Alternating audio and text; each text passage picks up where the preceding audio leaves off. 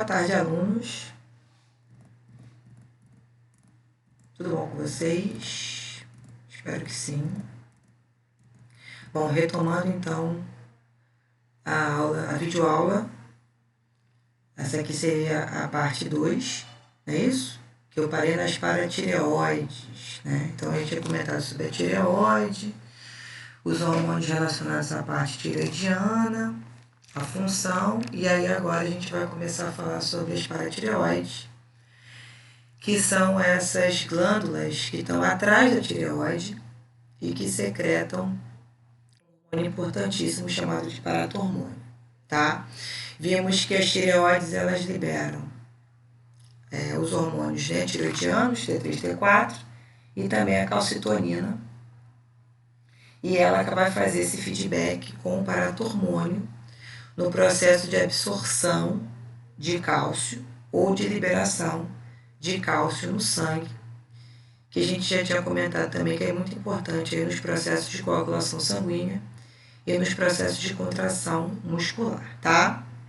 Então, nós temos dois hormônios que vão regular os níveis de cálcio no sangue, que é um íon importantíssimo para esses dois processos bioquímicos que a gente já comentou. Então, o paratormônio, ele vai ter como função aumentar esses níveis de cálcio no sangue, tá? E como é que ele faz isso? Ele vai fazer o deslocamento desses íons dos nossos ossos para o sangue, tá? Outra coisa também importante que o paratormônio vai estimular é o aumento dessa absorção desse cálcio, tá? Na região intestinal, tá?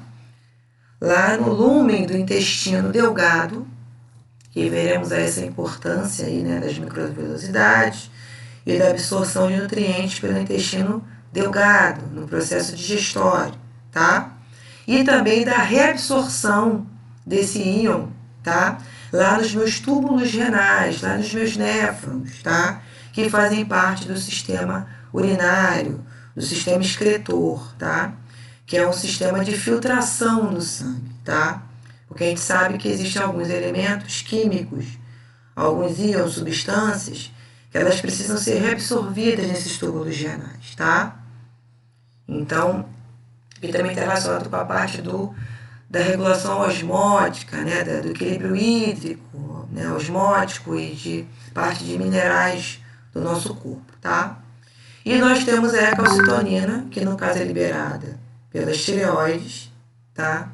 Que vai fazer o inverso, que vai fazer a diminuição dos níveis de cálcio no sangue. Ou seja, ela vai deslocar todos esses íons que estão contidos no plasma sanguíneo. Veremos isso na nossa próxima aula, aquele sistema circulatório, tá? A importância no sangue para os processos de transporte desses nutrientes ao longo do corpo. Então, a calcitonina ela vai deslocar esses íons do plasma para os ossos. Consequentemente, ela diminui a absorção desses íons no intestino e também a reabsorção, tá, desses íons aí pelos túbulos renais. Até aí, tranquilo? Tranquilo. Bom, e aí nós vamos analisar duas situações importantes, tá? Primeiro, a primeira situação, que é relacionada à concentração de cálcio numa concentração menor do que 10 mg por 100 ml de sangue, tá? E uma segunda situação, que seria a concentração de cálcio maior do que 10 mg por 100 ml de sangue, tá? Então, na primeira situação, ou seja, quando eu tenho uma baixa de concentração de cálcio no sangue, tá? Eu tenho aí a ativação do paratormônio, ou seja, as paratireoides são estimuladas a liberar o paratormônio, que vai ser esse hormônio que vai facilitar a transferência de cálcio dos ossos para o sangue, aumentando a absorção de cálcio pelo intestino e a reabsorção de cálcio pelos rins. Bom? E aí, nessa situação, tá? Na segunda situação, ou seja, quando eu tenho uma concentração maior de cálcio no sangue, aí é a tireoide que vai ser estimulada a liberar a calcitonina, que é um hormônio que vai facilitar a transferência de cálcio no sangue para os ossos, vai diminuir a absorção de cálcio pelo intestino e também pelos rins, tá? Então, fechamos aí a parte de paratireoide. As suprarrenais, tá? Elas vão ser essas glândulas que estão localizadas acima dos rins, né? Do rim direito, rim esquerdo, tá?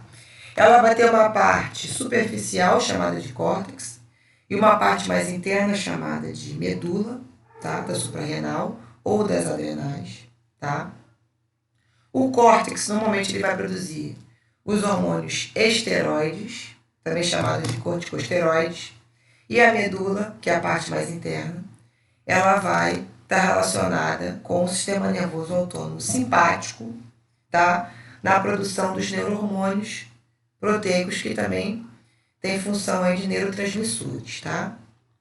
Então, a medula, ela produz a adrenalina ou epinefrina e a noradrenalina, que são esses hormônios relacionados à parte do estresse, por isso relacionados à parte simpática do sistema nervoso autônomo. Elas também vão aumentar o batimento da frequência cardíaca, o batimento cardíaco, aumenta a pressão arterial, né? Permite que eu tenha uma circulação maior de sangue no meu músculo, no meu cérebro. Ele aumenta o desempenho dos meus órgãos, tá? Então, ou seja, são todos os eventos relacionados a uma situação de emergência, tá? Que o meu corpo precisa produzir resposta. E a parte mais externa está relacionada com os hormônios esteroides, tá? Que são os glicocorticoides, no caso do cortisol, que é um hormônio que vai agir na conversão das proteínas e gorduras em glicose, aumenta a questão metabólica, tá? Também tem uma ação anti-inflamatória. Por isso que a gente, normalmente, né, quando está numa situação de inflamação, você associa alguns anti-inflamatórios com os corticoides, né, com cortisol. Os mineralocorticoides, como o caso da aldosterona, que elas ajudam, né, esse hormônio ajuda na reabsorção de íons na parte renal, né, auxiliam também a regulação osmótica, controle da pressão arterial e também dos hormônios androgênicos, tá? Que são, por exemplo, os hormônios relacionados à parte dos caracteres sexuais masculinos, né? Testosterona, tá? O pâncreas, que também já comentamos na aula, é uma glândula mista, uma anfícrina, que tem tanto uma função exócrina, ou seja, ela libera suco pancreático, e também uma função endócrina na liberação de hormônios. Os hormônios associados aí ao pâncreas são a insulina e o glucagon, tá? A insulina que diminui a glicemia e o glucagon que aumenta a glicemia. Então, quando eu estou numa situação de me alimentando, eu tenho liberação de insulina, que vai facilitar a entrada de glicose nas minhas células e também que vai facilitar a conversão da glicose em glicogênio no fígado e também nos meus músculos, que armazenam glicogênio, tá? Que é a nossa reserva energética. E aí, consequentemente, eu tenho uma diminuição da taxa de glicose no meu sangue. Numa situação de jejum prolongado, eu tenho o inverso.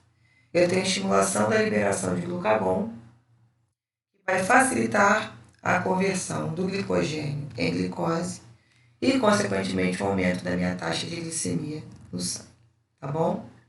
Vimos também algumas doenças relacionadas às disfunções hormonais com relação à insulina, tá?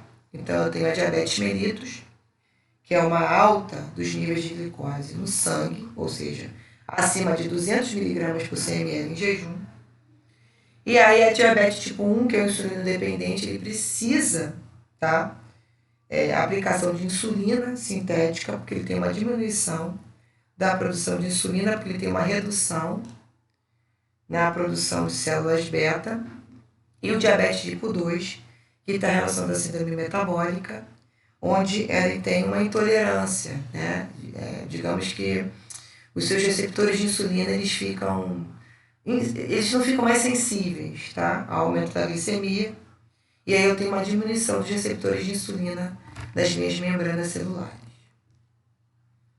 E aí eu também comentei com vocês, né, com relação às glândulas lá na base do encéfalo, na parte da glândula pineal, que produz melatonina, que é importante na regulação dos ritmos biológicos. A parte do hipotálamo, né, que eu tenho liberação da ocitocina, da vasopressina ou do hormônio antidiurético. A hipófise, que vai liberar os hormônios tróficos, né, o folículo estimulante, né, todos que vão atuar nas gônadas femininas, né? Folículo estimulante, o LH, e também temos aí os que também vão estimular a tireoide, que vão estimular também o córtex adrenal, a prolactina, que ajuda na estimulação e secreção de leite, e o GH, na estimulação aí do crescimento corporal. Vimos também os hormônios da tireoide, TTT4, calcitonina, paratormônio. As suprarrenais também vimos, né? Epinefrina, norepinefrina, os glicocorticoides, mineralocorticoides, a insulina, pâncreas e glucagon. Nos ovários, nós também temos a liberação dos hormônios relacionados à parte do ciclo menstrual e da implementação do óvulo no endométrio, né, da parte da fecundação, e também da produção e liberação de espermatozoides, que é o caso dos testículos, e a produção de testosterona e liberação também, tá? Que vai estimular o amadurecimento dos espermatozoides, né? Produção e amadurecimento. E também dos caracteres sexuais secundários, né? Tanto no caso das meninas como dos meninos. Já vimos aqui, então, já comentamos a parte aqui do hipotálamo, parte da neurohipófise, que estão aí na base do cérebro. Vimos também, né, que a vasopressina ou ADH é um hormônio diurético, reduz o volume, aumenta a concentração de urina, né? Pelo aumento da permeabilidade. Vimos também que o álcool ele é uma substância que inibe a ação do ADH. Vimos também a ocitocina, a parte da contração aí uterina, para a liberação do feto. O infográfico também, que nós já vimos isso. A parte dos hormônios que estimulam, né, outras glândulas a produzir e liberar hormônios.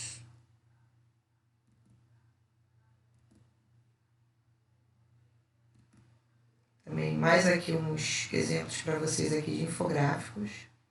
Esse material você já tem aí já para acessar. Suprarrenais. Aqui uma visão mais ampliada, né, do córtex e da medula adrenal. Vemos também pâncreas, ovários, testículos, glândula pineal. A placenta, não sei se eu comentei com vocês, mas a placenta também secreta hormônios importantes aí, tanto para promoção e manutenção do corpo lúteo do ovário, né? Secreção de estrogênio e progesterona, para evitar, de repente, uma ruptura aí da gravidez. A parte também do hormônio lactogênio placentário, né? E é isso, gente. Muito obrigado. Desculpa aí a demora aí na produção da nossa videoaula. Vejo vocês aí no sábado. Beijos, fiquem bem, bom final de semana.